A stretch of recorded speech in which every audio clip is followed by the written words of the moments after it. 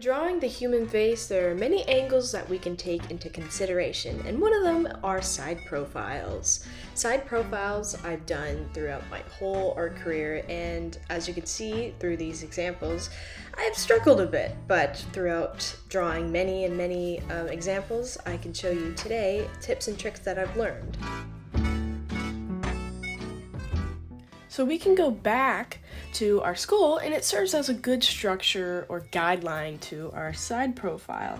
And as you can see from the forehead, it kind of follows this gradual curve, and then our jaw forms here, and then we got a big old cranium in the back, and then if we exclude the skull, we get this sort of guideline.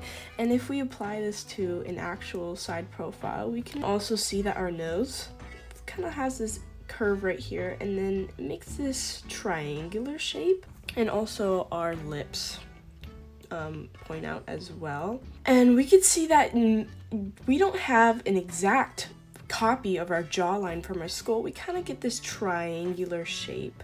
And we also have over here this curve to our eyes that also follow a triangular shape. It follows our eyebrows as well. Instead of having a full eyebrow all the way back here, our eyebrows actually stop at the end of our eyes.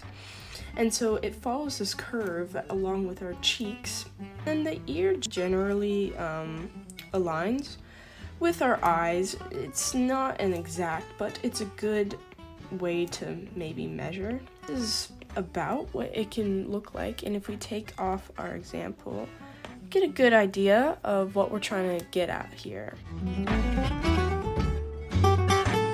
Now that you understand the basic structure, we can start drawing, and here I'm going to do a speed draw of one of the references that I used at the beginning. And we first start off with that circular shape that we figured out that serves as a guideline. It follows the same rules as I did in the beginning with the digital art. I first start off with the curve to the nose, and then the actual nose that the triangular shape makes, and then the curve to our jaw and our chin. Then you carry out the rest of the features to the face, like ears, eyes, and the lips.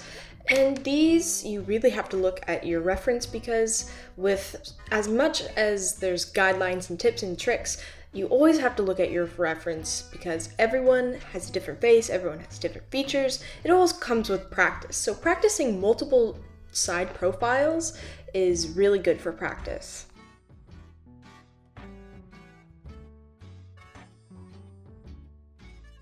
These are just tips and tricks that I've learned, but the best thing to do is practice different side profiles from different references. Side profiles are really important when it comes to character design, or you're just doodling someone. But overall, hope you enjoyed this video.